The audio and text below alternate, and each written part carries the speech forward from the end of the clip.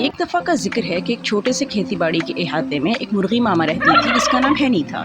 وہ ایک مہربان اور خیال کرنے والی مرغی تھی اور ہمیشہ اپنے چھوٹے بچوں کو لے کے محتاط رہتی تھی۔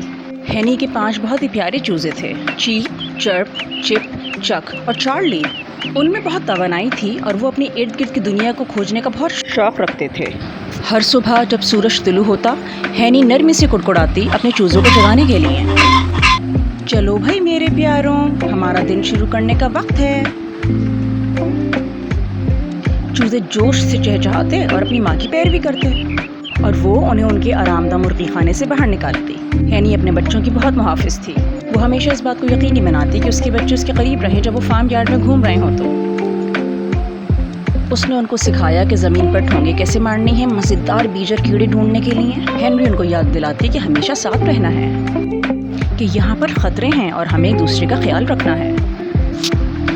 ایک روشن دن وہ زمین کو کھانا ڈھونڈنے کے لیے کھرش رہے تھے۔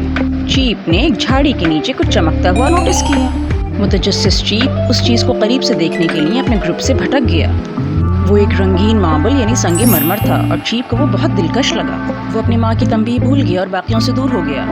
اچانک چیپ کو احساس ہوا کہ وہ بالکل اکیلا تھا۔ اس نے اطراف میں دیکھا اور اپنی ماں اور بہن بھائیوں کو کہیں نہیں دیکھ پایا۔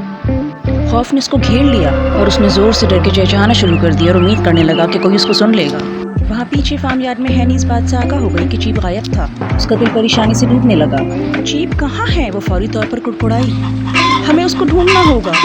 اس نے اپنے اور چوزوں کو جمع کیا اور دیوانہ وار ڈھونڈنا شروع کر دیا۔ چیپ کی آواز اور تیز ہو گئی اور جلدی ہینی نے اس کی پریشان پکار سن لی۔ اس نے آواز تک جانے میں جلدی کی اور اس کو پکارنے لگی، چیپ تم کہاں ہو؟ یہ ماما ہیں۔ چیپ کو بہت اطمینان ہوا جب اس نے اپنی ماں کی آواز سنی۔ وہ مزید زور سے چلایا، ماما میں یہاں ہوں، میں یہاں ہوں۔ ہینی نے آواز کا پیچھا کیا اور بالآخر چیپ کو جھاڑی کے قریب ڈھونڈ لیا۔ وہ فوراً اس کے پاس گئی اور اس کو اپنے پر میں بھر لیا اور اسے تسلی دینے لگی۔ اوہ چیپ، تم نے مجھے کتنا ڈرا دیا تھا۔ وہ نرمی سے بولی، یاد رکھو تمہیں ہمیشہ اپنے گروہ کے ساتھ رہنا ہے، اکیلے ادھر ادھر گھومنا محفوظ نہیں۔ کہانی کا سبق، چھوٹے بچوں کو ہمیشہ اپنے بڑوں کے ساتھ رہنا چاہیے۔